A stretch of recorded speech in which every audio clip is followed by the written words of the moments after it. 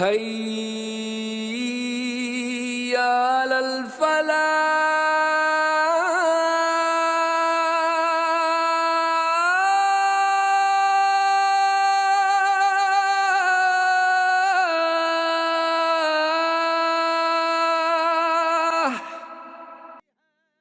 ناظرین السلام علیکم، میں ہوں آپ کا بھائی پرویز احمد۔ آپ دیکھ رہے ہیں حی علی الفلاح، کم ٹو سکسیس۔ آپ کا بہت خیر مقدم ہے۔ توحید، نماز، روزہ، حج، زکوٰۃ اسلام میں بہت ضروری ہے۔ تو اسلام کا جو بیس ہے اخلاق، آج ہم اس پہ بات کریں گے۔ اسلام کی جو سب سے بڑی مسلم سلطنت رہی ہے، خلافت عثمانیہ، جو بہت لمبا دور رہا ہے، اس دور میں تو سب سے اہم چیز تھی جس کی وجہ سے وہ ان کا اتنا لمبا راج رہا ہے، وہ تھا اخلاق۔ آپ کو اس بارے میں بتائیں گے مفتی محمد ارقام صاحب۔ آپ کا بہت خیر مقدم ہے۔ السلام علیکم۔ جی وعلیکم السلام ورحمۃ اللہ وبرکاتہ۔ الحمدللہ، اللہ تبارک و تعالیٰ نے دین اسلام کو بڑی خوبیوں سے نوازا ہے۔ بس اللہ تبارک و تعالیٰ مکمل سمجھنے کی اور مکمل اس پر عمل کی توفیق عنایت فرمائے۔ چند باتیں جو بڑی مفید سامنے آئیں وہ آپ کے سامنے رکھنا چاہتا ہوں اخلاق کے تحت، کیونکہ حقیقت میں آج پوری ہماری جو زندگی ہے وہ اخلاق سے خالی ہے۔ ہم اخلاق دوسرے سے چاہ رہے ہوتے ہیں کہ دوسرا ہمیں اپنے اخلاق سے اور اپنے آداب سے اور اپنے پورے احترام سے ہمیں نوازے، لیکن ہم اخلاق سے بالکل عاری ہیں۔ یہاں تک کہ اللہ تبارک و تعالیٰ نے قرآن پاک اور شریعہ اسلامی شرع کو اللہ تبارک و تعالیٰ نے اخلاق کے اوپر ہی ڈیپینڈ کیا ہے۔ جیسے کہ میں آپ کو اور لمبی بات انشاءاللہ اطمینان سے بتاؤں گا کسی وقت، کہ پیارے آقا محمد رسول اللہ صلی اللہ علیہ وسلم کو اللہ تعالیٰ نے 40 سال بعد نبوت عطا فرمائی۔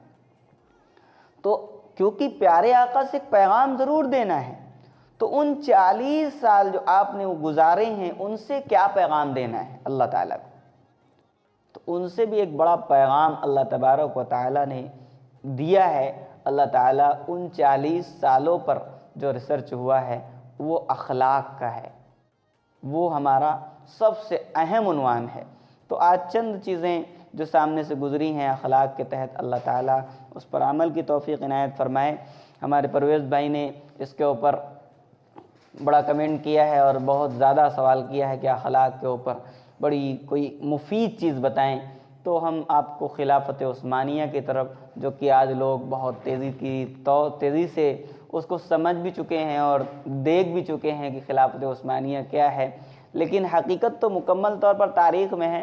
صرف کسی سیریل اور ایپیسوڈ سے آپ مکمل تاریخ کو نہیں سمجھ سکتے ہیں، نہ بھاپ سکتے ہیں۔ کچھ انسان رولز لیتا ہے اور اس کے ذریعے سے سمجھانے کی کوشش کرتا ہے، لیکن تاریخ مکمل طور پر ہے۔ تو خلافت عثمانیہ میں بہت انمول چیزیں ہوئیں، بڑے انمول کام سامنے آئے ہیں۔ تو اس خلافت عثمانیہ کے مقام سے میں آپ کو چند چیزیں پہنچانا چاہتا ہوں۔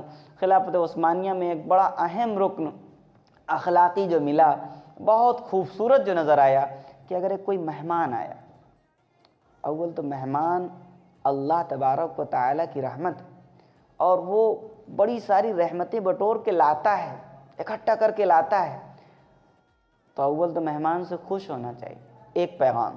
دوسرے نمبر پر مہمان کو اسلامی شرع کیا کہتی، کہ اگر ہمارے یہاں کوئی مذہب اور تمام تر برادری، ذات، یہ سب ایک کنارے رکھیے، کوئی آیا ہے آپ کے در پہ، آپ کے گھر، آپ کے دروازے، تو اب کیا حیثیت بنتی۔ خلافت عثمانیہ کی سنیے۔ خیر احادیث مبارکہ، قرآنی آیات تو پوری بھری پڑی ہیں، لیکن بڑی خوبیاں کچھ نظر آئیں کہ ان کے پاس واقعی اسلامی عقل تھی۔ انہوں نے اسلام کے اوپر اپنے عقل کو لگایا اور اتنا پوائنٹی چیز انہوں نے محفوظ کیا۔ وہ کیا ہے؟ انہوں نے محفوظ یہ کیا کہ جب کوئی مہمان آئے تو اس کا خیر مقدم کیا، استقبال کیا، اور اس کے سامنے فوراً ایک تو چائے پیش کی اور دوسرے نمبر پر پانی پیش کی۔ تو آپ سوچ رہے ہوں گے کہ اس میں کون سی عقل مندی کی بات ہے، لیکن میں جو بتانے جا رہا ہوں وہ واقعی عقل مندی کی بات ہے، کہ اب اگر مہمان نے پانی کی طرف ہاتھ بڑھایا تو اب مہمان سے پوچھنا نہیں کہ نہیں ہم کھانا تیار کرنے جا رہے ہیں آپ کھانا کھائیے، نہیں، بلکہ فوراً یہ عقل گواہی دیتی ہے کہ مہمان نے پانی پیا، اس کا مطلب وہ بھوکا ہے۔ کہہ نہیں سکتا، اور آپ کہیں گے تو فوراً نہ کرے گا، لیکن اسلامی کردار اور اخلاق کتنا انمول بنا کہ اگر مہمان نے پانی کی طرف ہاتھ بڑھایا تو آپ فوراً جو ہے کھانا تیار کریں۔ مہمان کا بڑا رتبہ ہے اللہ تعالیٰ کے یہاں، بہت ساری چیزیں اس سے آپ کو مل سکتی۔ آپ صحابہ کے بارے میں، انبیاء کے بارے میں سنیں گے، پڑھیں گے کہ کتنا زیادہ مہمان نوازی میں آگے تھے۔ پانی کی طرف ہاتھ بڑھایا، کھانا تیار، چائے کی طرف ہاتھ بڑھایا تو پانی ہٹا دیا، اس کا مطلب یہ کہ مہمان کا پیٹ بھرا ہے جبھی وہ چائے پی رہا ہے۔ تو یہ خلافت عثمانیہ کے ایک اہم رکن، ایک اہم طرز۔ دوسرا میں ایک طرز آپ کو بتاتا چلوں، اللہ تعالیٰ ہم میں آداب اخلاق پیدا کرے، ہمارے بچوں میں پیدا کرے، ہمارے خاندان کو اخلاق اور آداب سے نواز دے تو سارے گھر بالکل جڑ جائیں اور پھر ایک پیغام جائے اسلام کا۔ پھر یہ کورٹ کچہریاں اور یہ تمام تر جو چیزیں چل رہی ہیں ان سب سے انسان آزاد ہو جائے۔ کتنا خوبصورت انداز کہ اگر کسی کے یہاں کوئی بیمار ہوا تو گھر کے باہر ایک پیلا پھول لگا دیے، پیلا پھول لگا ہوا ہے، اس کا مطلب یہ ہے کہ گھر میں کوئی بیمار ہے۔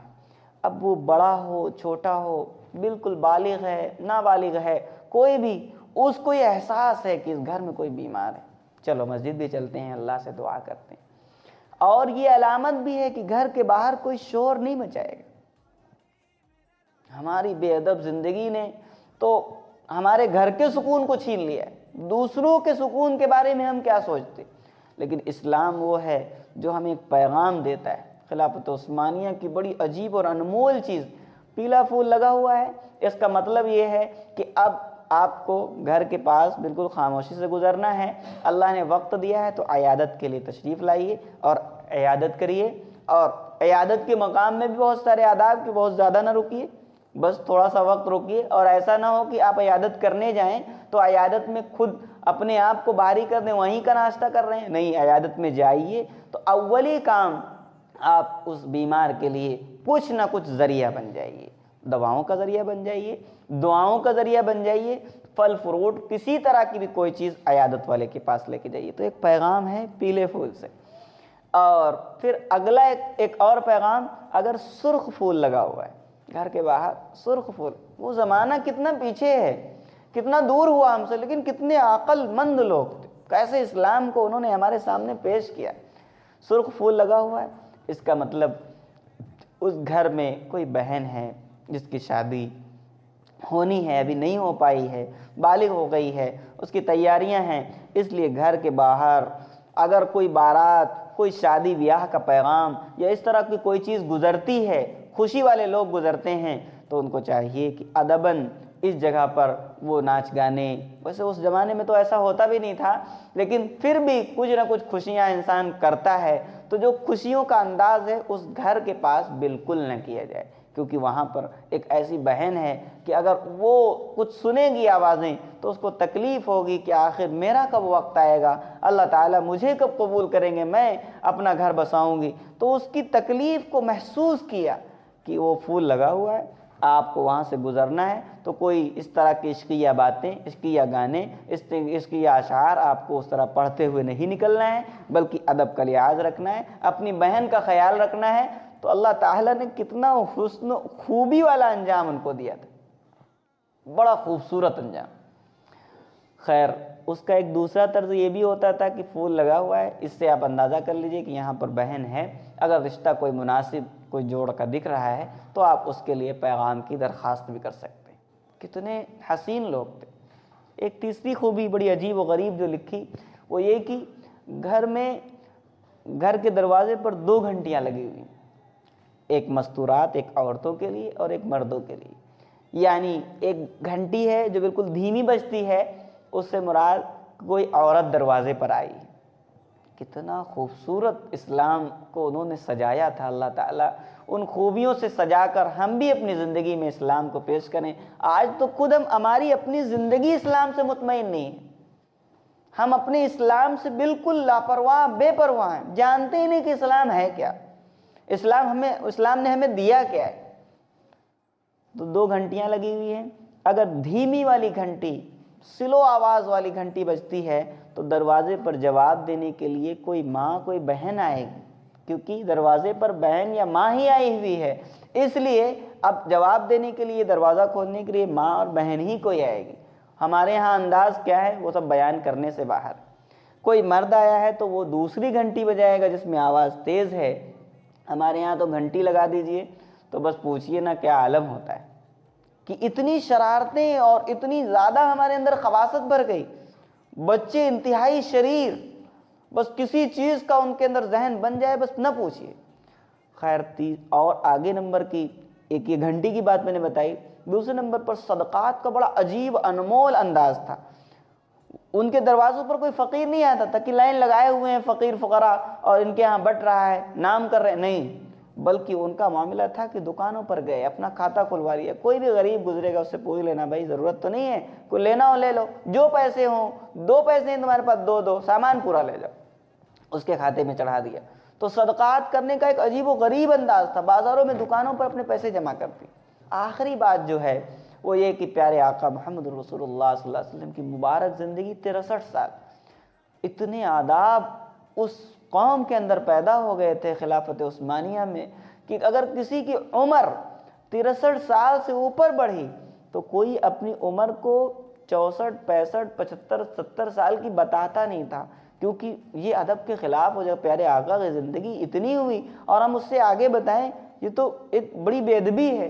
تو جب بھی کسی اس عمر سے نکلے ہوئے شخص سے کوئی سوال کرتا کہ بھئی آپ کی عمر کتنی ہے، تو کتنا خوبی والا جواب دیتے، وہ یوں کہتے کہ نہیں میری عمر تو حد سے بڑھ گئی، اور یوں نہ کہتے کہ میری عمر 64 سال 65 سال 70 سال 75 سال ہو گئی، نہیں، بلکہ یوں کہا کرتے۔ تو کتنے مؤدب لوگ تھے اور اسلام کو کتنا سجا کے پیش کیا تھا۔ اللہ تعالیٰ اسی طرح سجا کر اور اپنی عقل کو صحیح جگہ استعمال کر کے، وقت کو صحیح جگہ استعمال کر کے اسلام کو پھر سے صحیح رخ صحیح سجانے کی توفیق مرحمت فرمائے۔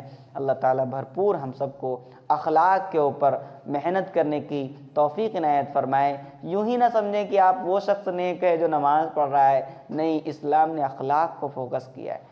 نماز کے ساتھ اگر اخلاق آپ کے پر نہیں ہو رہے ہیں تو پھر آپ مکمل نہیں ہیں۔ اول اخلاق کی طرف توجہ دی ہے اسلام نے، اس لیے اخلاق کے اوپر آئیے۔